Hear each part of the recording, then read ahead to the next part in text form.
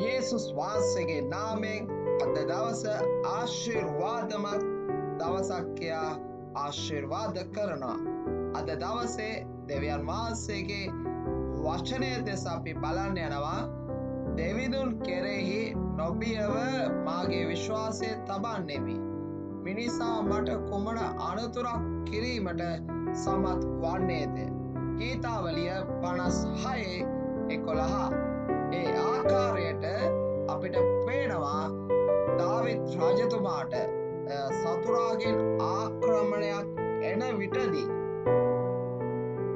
එතුමා විශ්වාසය තබන්නේ දෙවියන් වහන්සේ කෙරෙහි පමණයි.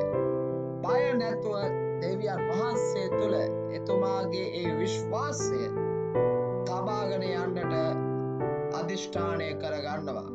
අපේ ජීවිතය තුළ බොහෝ වෙලාවට ප්‍රශ්න, ගැටලු, අභියෝග අපි ළඟට එන විට අපිට සිතට කල්පනාවල් එනවා.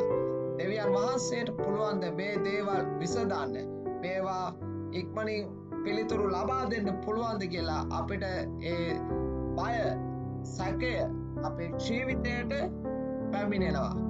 හැබැයි මේ දෙවියන් වහන්සේගේ වචනය තුළ අපිට ඉතා අනර්ග උපදේශයක් ලබා දෙනවා. ඒ උපදේශය තමයි අපි සෑම මොහොතකම දෙවියන් වහන්සේ ගැන විශ්වාසය තබන්න අවශ්‍යයි කියලා. එසේ අපි දෙවියන් වහන්සේ කෙරෙහි විශ්වාසය තබන විට ඔබ අවට සිටිනා වූ ඒ නපුරු මනුෂ්‍යයන්ට හැකියාවක් නැහැ ඔබට විරුද්ධව කුමන්ත්‍රණ කරන්න, ඔබට විරුද්ධව කරදර කරන්න. මන්ද ඔවුන් මොන සැලැස්මක් ඔබට විරුද්ධව යෙදුවත් දෙවියන් වහන්සේ ඔබ සමග සිටින නිසා ඔබට නිතර ජය ලැබෙන්නට යනවා.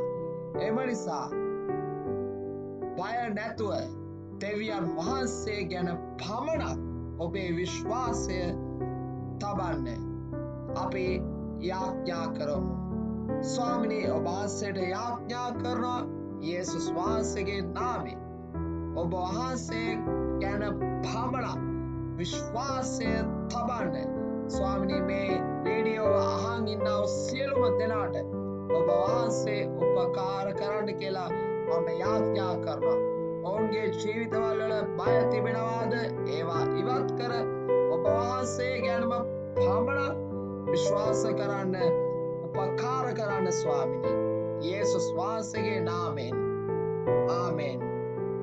අද දවස ඔබට ජයග්‍රාහීම දවසක් කියලා ප්‍රාර්ථනා කරන අතර අපගේ මෙම YouTube channel ඔබ තවමත් subscribe කර නැත්නම් එය subscribe කර මෙම දෙවියන් වහන්සේගේ වචනය සම්බන්ධ ඒ පණිවිඩය සම්බන්ධ වීඩියෝ ඔබ දන්න අය අතරේ ෂෙයා කරන ලෙස ඉතා ආදරෙන් ඉල්ලා සිටිනවා.